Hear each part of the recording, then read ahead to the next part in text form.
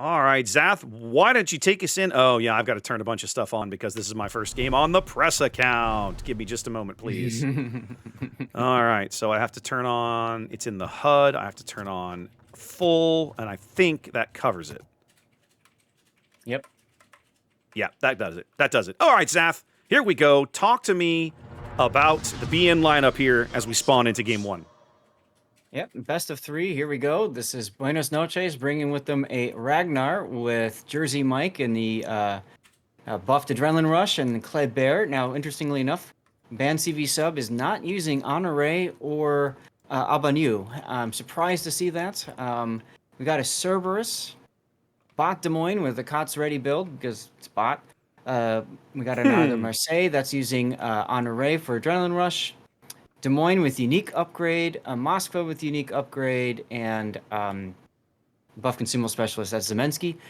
Christopher Colombo with unique upgrade, and finally Kremlin to round them out. Interesting choice, Des Moines bot. Yeah, I was curious about that as well. I was wondering if maybe we would see something that might be a little more, considered a little more survivable. Yeah. But here we are. All right, yeah, usually you see Marseille's chosen. Yeah, which makes a little more sense. All right, from the south spawn in the red, let's have a quick look over things. We've got the EPOXY lineup, and I'm realizing now I needed to be using the other flip. There we go. We got Vampire Deuce, a double Vamp Deuce in Petropavlovsk Vampire. That's going to mess me up. I think they do that to troll us personally. So I got double Vamp Deuce headed over here towards C and B. That's Petro and Connor. Are they identical builds? No, but very similar. No. Deadeye's Henri Catrim with, wait a minute, is he running? He's running Outnumbered. Outnumbered. That's you got an interesting choice. All right.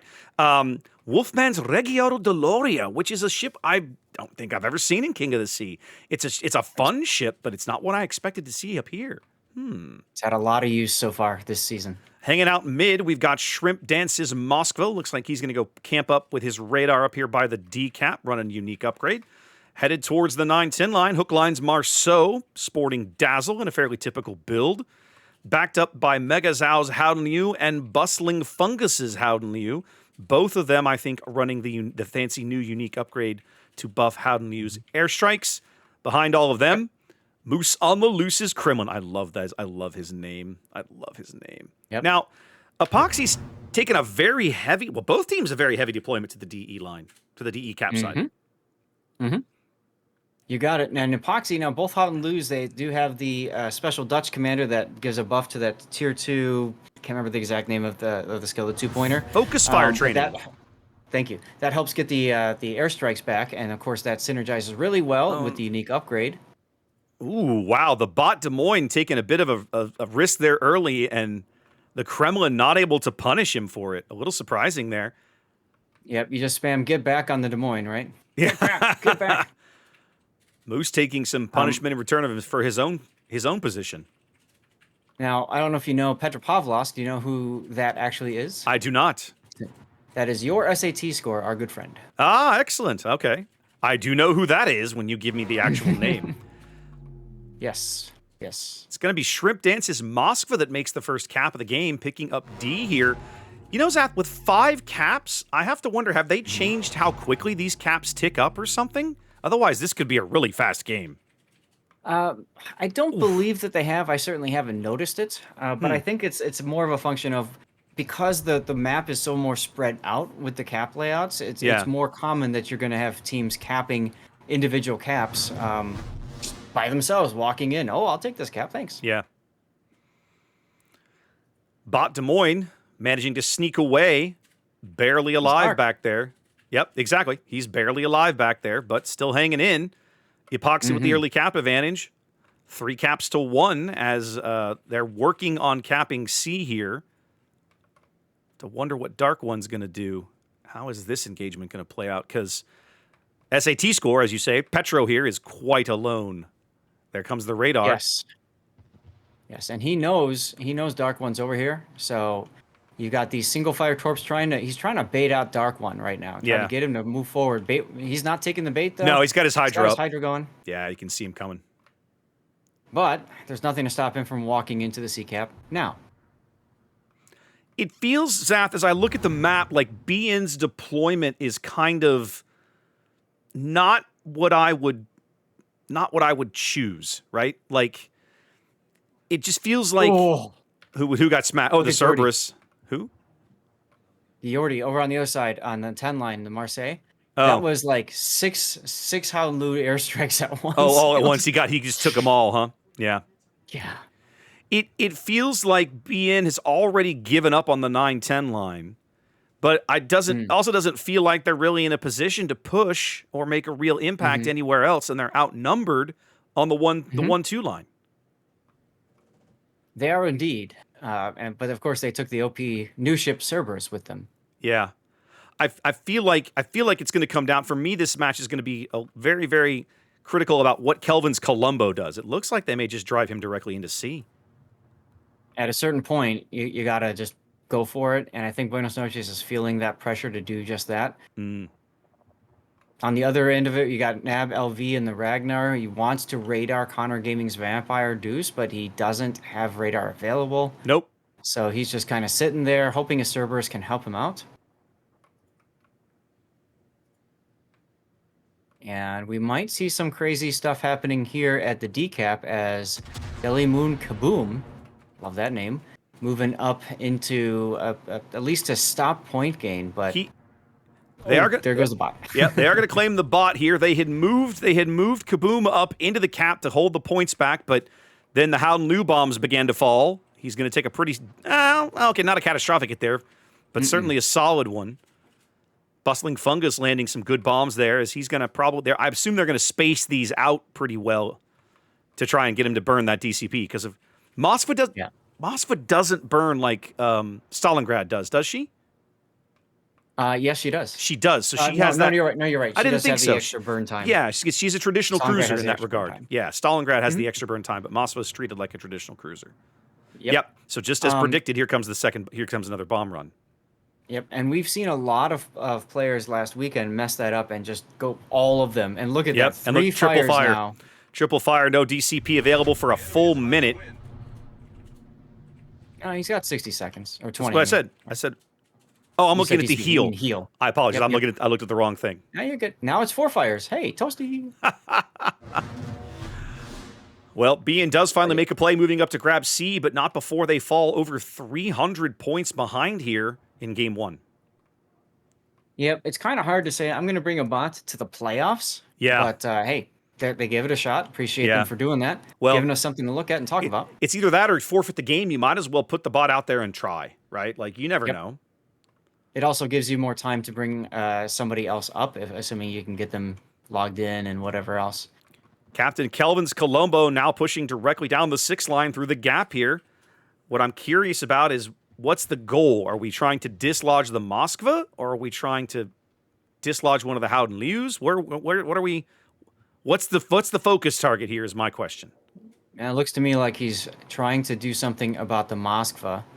He can't see Bustling Fungus right now. He has no vision over there.